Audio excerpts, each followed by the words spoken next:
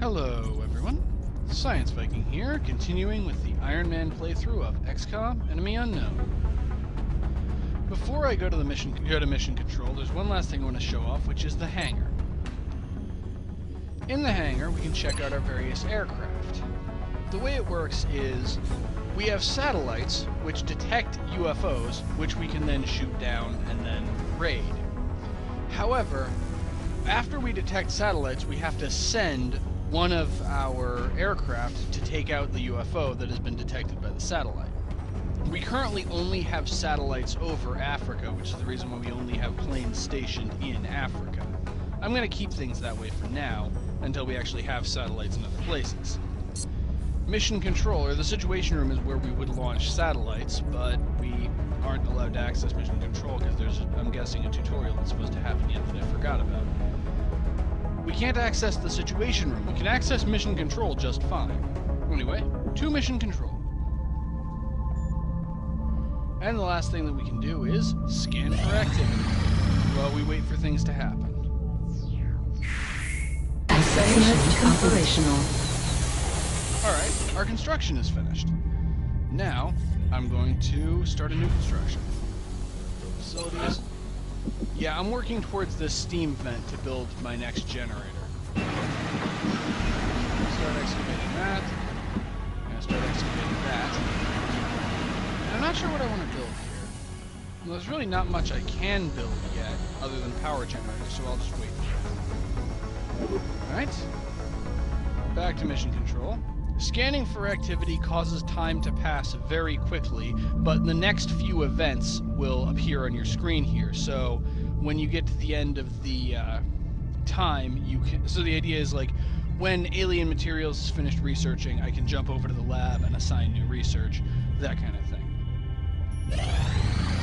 And I'm just waiting for the alien. Yep, and the aliens are doing something.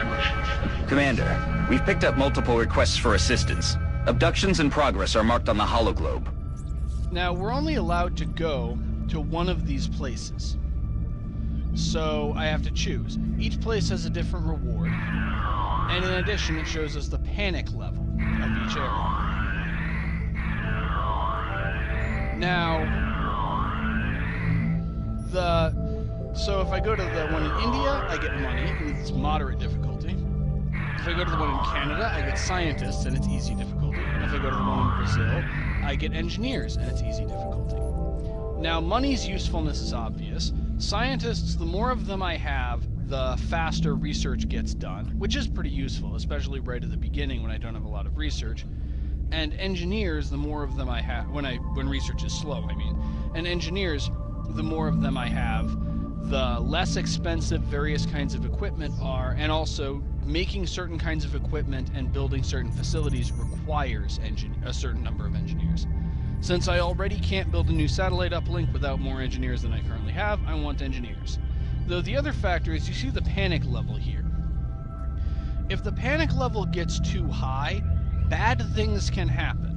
I'll get into more detail later about exactly what kinds of bad things can happen, but put simply, it's not good for me if the panic level gets too high. If I do a mission in an area, the panic level will go down. If I do not do a mission in an area, however, the panic level will go up. So, by definition, panic will go up in two of these three areas, and will go down in the third. Now, since it's already at its lowest level, it can't, in all three places, it can't go down farther. But so you have to pay attention to the panic level when deciding where to go. But I want engineers, so we're going to Brazil. Let's do this. Alright. And the next step is to choose who to bring with us. Now, I am not bringing 3 experienced soldiers when I have so few experienced soldiers. In fact, I'm actually only bringing 1 experienced soldier. 1 or 2? I'll bring 2 experienced soldiers this time. I'll bring the sniper and the assault, and then 2 rookies. As you can see, the 2 people who were injured in the opening mission have recovered. One of the rookies, I can also edit their equipment. So in this case, one of the rookies, instead of carrying a grenade, is going to be carrying a medkit. The sniper will probably be a ways behind the rest of the soldiers, so she's not a good choice to carry the medkit. And the assault will be running up towards enemies, so she's also not a good choice to carry a medkit. Alright, and I can, as I showed before, increase the squad size to have more guys, but let us launch this mission.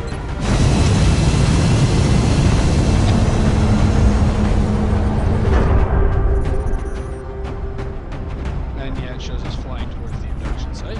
Strike one. Prepare for landing. And for whatever reason, we can abandon the mission and return to the base if I guess I realize after all of this that I've made a horrible mistake. But I haven't. We're launching this. Brazilian authorities have requested our help, so that's where we're going next. Alien...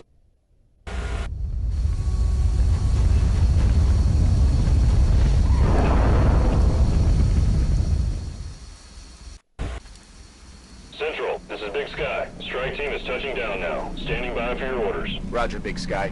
Reading you 5 by 5. Strike one has the green light for deployment. Alright. Broadly speaking, there are a couple of different kinds of missions in this game. The mission type we're currently in is a, remember how to talk, is an abduction mission, and the intro mission was also an abduction mission, so they both have the same rules. In this case, just find all the enemies and kill them, and there are meld canisters which we want to collect. But there are going to be other kinds of missions which I'll explain as we encounter them. Anyway, I'm actually going to have the rookies go in first so that I can get information about where the enemies are. And then I can move to more Visual enemies in sight. Alright, we have our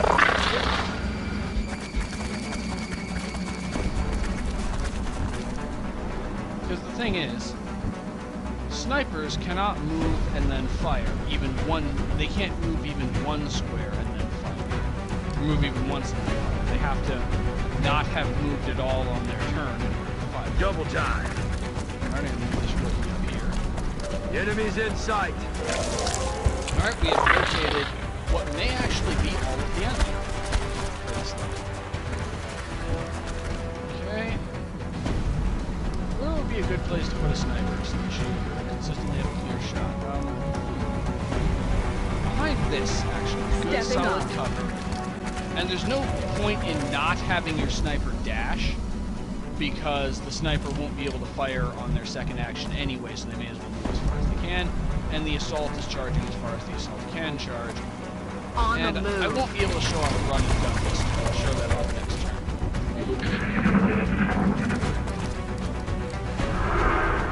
Okay, we got mine bridge.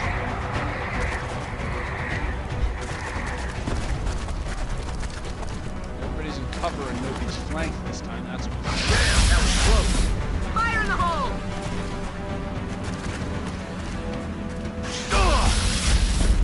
Okay, somebody took some damage.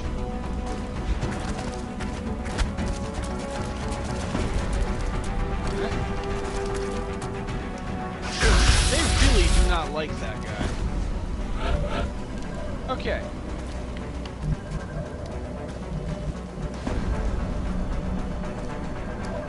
Before I do anything else, I feel like demonstrating how run and gun works.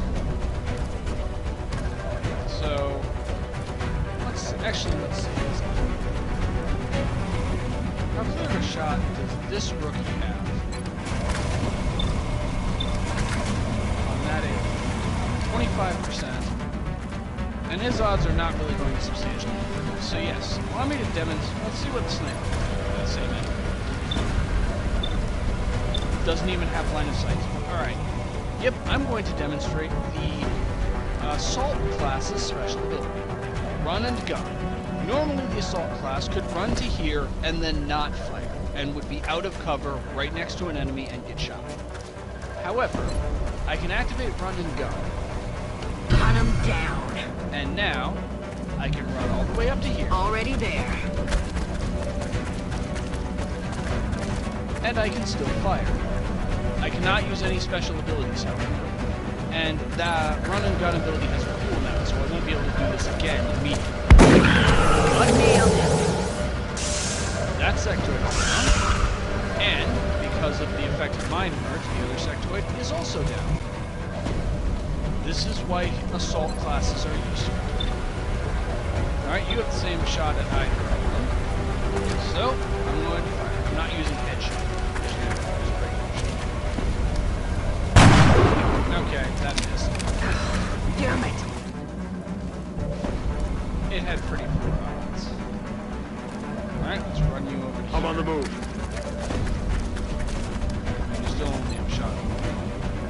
45%. I'll take those odds.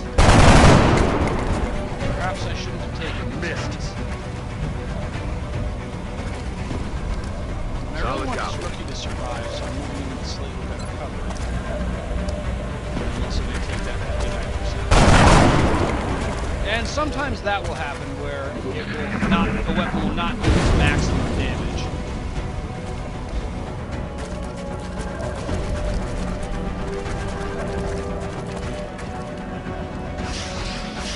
I'm all right. One. Yeah, they're retreating now. And that is Overwatch. That is an ability that I also have, but haven't been using. Overwatch. If a unit is overwatching, that means that it will not. It does not fire. You give up the opportunity to fire in order to overwatch. But if another soldier moves within the overwatching soldier's line of fire, the soldier that was overwatching gets a free shot at it once per turn.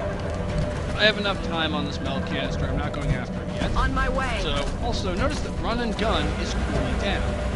There's heavy fire in the zone. And that just triggered the overwatch. It will be another Alien turn object before I in can, sight. use run. There'll be a couple more turns before I use run and gun. I'll take the 70% chance for the one that's harder than the other guys. Bye-bye. That sector's out. Let's have the sniper try again. Note that the sniper's odds of hitting did not go down, even though the target got a lot farther away. Still missed though. I mean, 55%. I don't really begrudge the sniper missing. The odds on this one. 45% chance. I'll take a chance. Worst case scenario, I can finish this guy off next turn with the same assault that killed the other. Moving.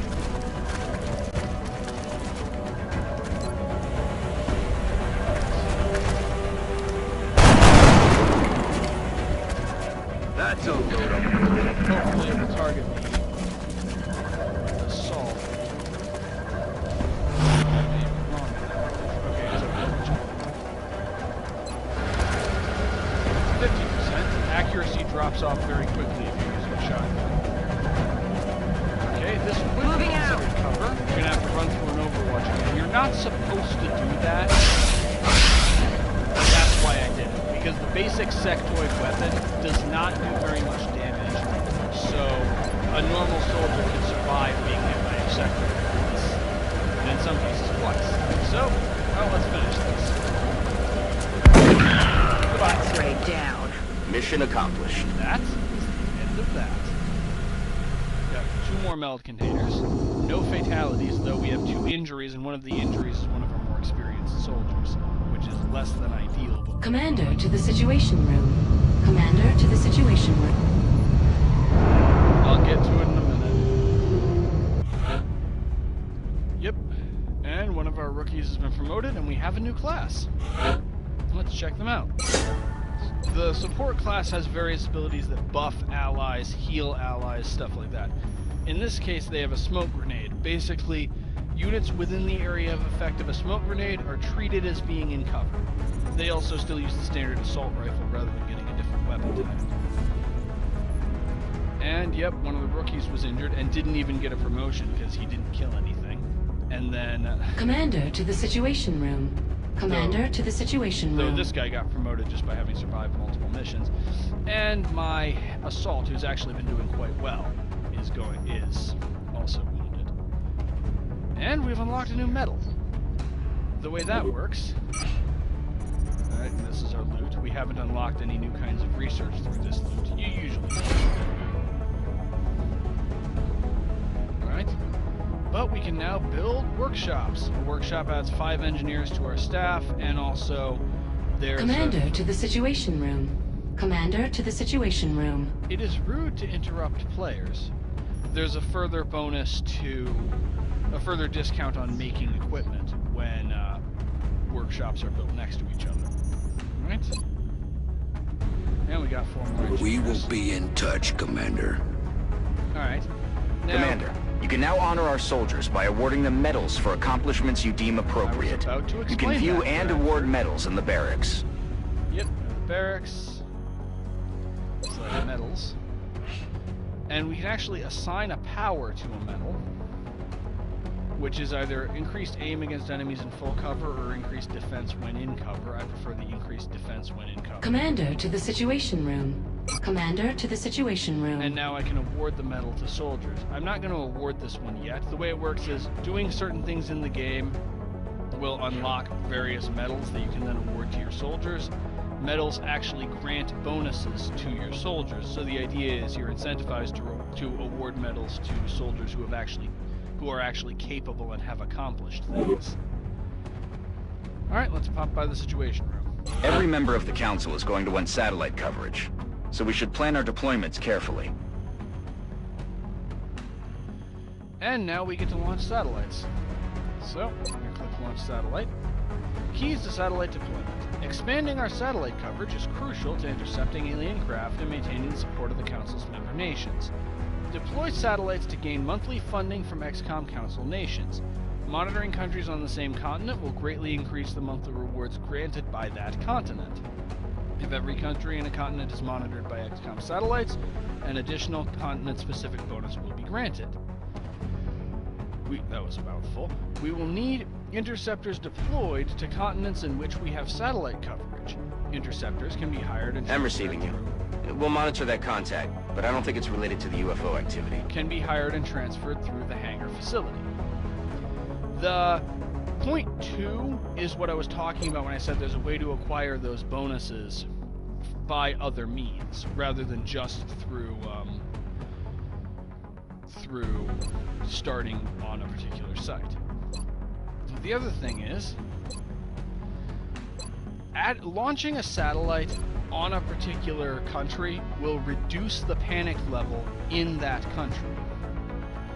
So, and if the panic level is 5 at the end of the month for a particular area, you actually lose that area. You lose the ability to have satellite coverage over that region for the rest of the game and lose whatever benefits you might have had. Now, the benefits to having satellite coverage are granted at the end of the month. So Nothing to report at the moment. Boards are clear.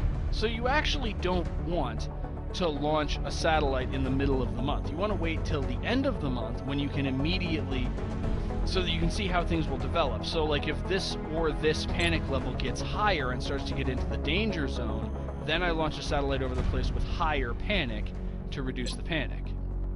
The other thing is, in addition to getting money, we get scientists and engineers per month, each month, based on where we have satellite coverage. So right now all we get is 1 engineer per month, which means I definitely want to launch a satellite somewhere that gives us scientists every month, which does narrow my options down. I really don't want to launch one over India if I can avoid it. But that's the end of that. Let's see. The new engineers arrived this morning, Commander. We're always glad to have more help down here. Let's see. Can I build a satellite out there? No, I still don't have enough engineers. I could build a workshop, which will cause me to gain 5 engineers. And how many I believe I currently have. I'm not sure how many I currently have. 9. So I'm 1 engineer short. I'm not building a facility to gain 1 additional engineer.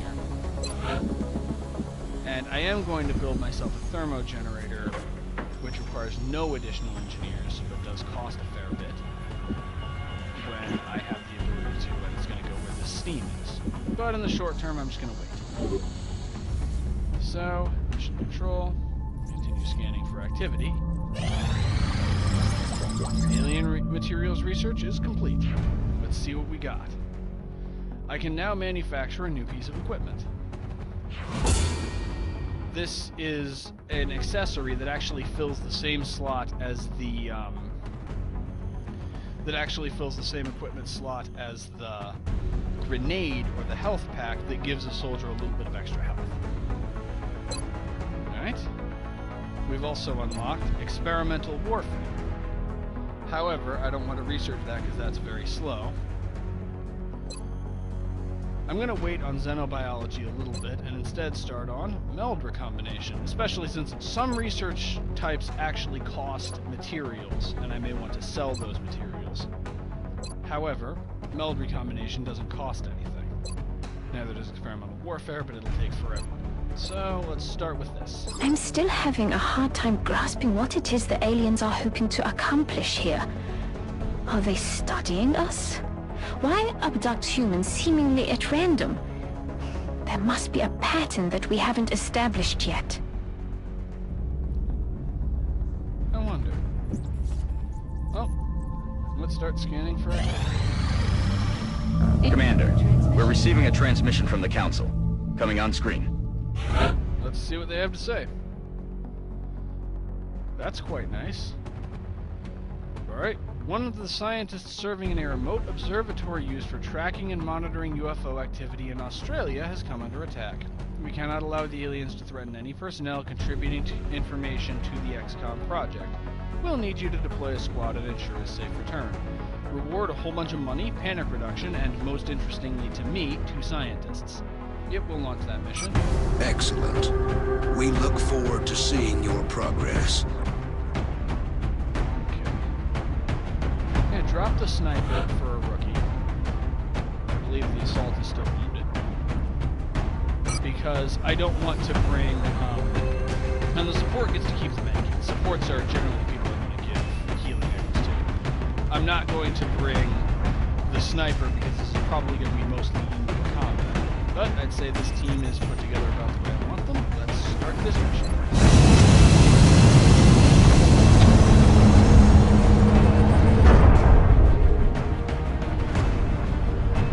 I may not be able to finish this mission in this one video because I am starting to get close to the 30-minute mark. Dropship has arrived. Let's begin our assault. Australia has sent a number of requests for assistance, so that's our next drop site. This is the tip that I explained to you before. That's why we want to avoid killing enemies with explosives if we can. The Council believes Dr. Marizuki's research to be extremely valuable. They're requesting we escort him safely to the evac point. Big Sky will be in position to make the pickup at the other end of the facility. New objective received. Okay, there's our evac point. And, yep, this is an escort My efforts mission. here have been focused on studying the alien flight paths, in the hopes of determining exactly where it is they came from. Fortunately, we can actually control the guy that we're escorting. Okay, he won't be in cover here, so let's have him dash Got over it. here. Moving. Got something over here. Ooh, new enemy type.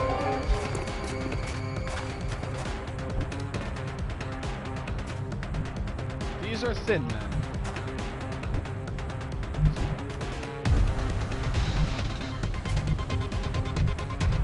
Let's try surrounding. Got it. See what Moving. does.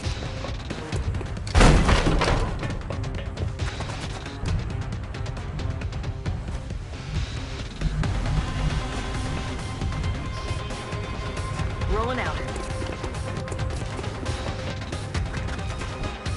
There will obviously be more.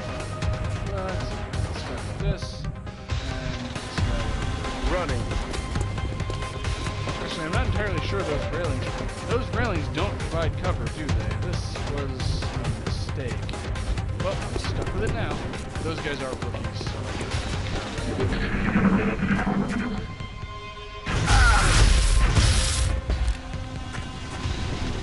I'm gonna have to not do that again. One issue with thin men is that they explode, releasing a whole bunch of poison Moving when out. they die. Target acquired. Yay, sectoids, and then applying the sword that I They're flanking my position. just... Oh, let's take this guy out first.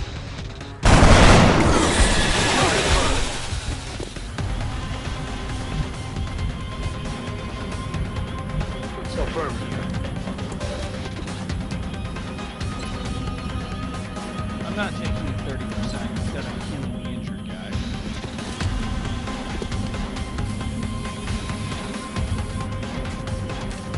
This is why we bring medkits. And to cover Double time. first Eyes on on target. I mean, Heavy's job is to destroy various aspects of the scenery, so... And you... Same. Time to motor. Let's begin.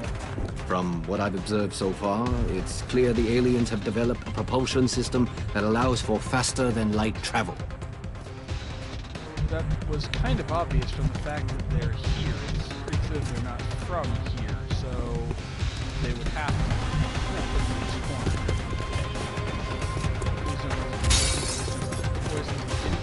Strike 1. You've got a wave of X-rays closing on your location. Eyes up.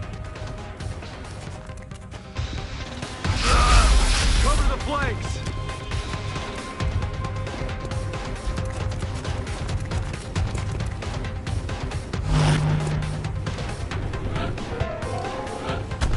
And that means more enemies again.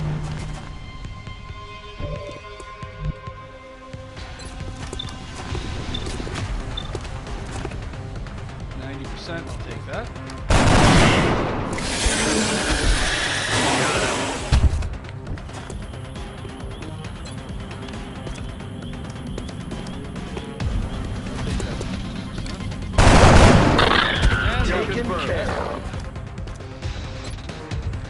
However, this 52%.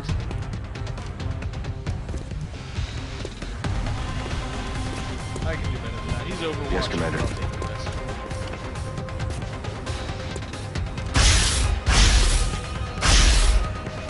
These are things I'm going to have to stop doing when I start fighting dangerous enemies.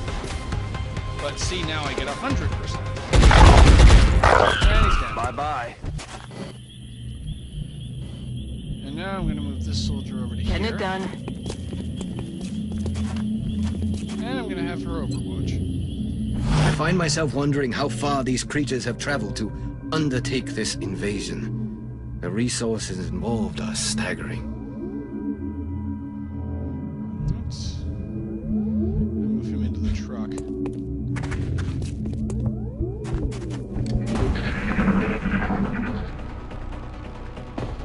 And at the end of the enemy's turn, we are at the 28-minute mark, so I am actually going to have to cut this video here in the interests of not having to cut it halfway through.